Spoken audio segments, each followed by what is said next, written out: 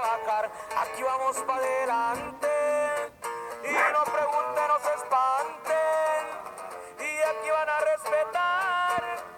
Traigo muchas ganas de verlos pelear, me siento muy orgulloso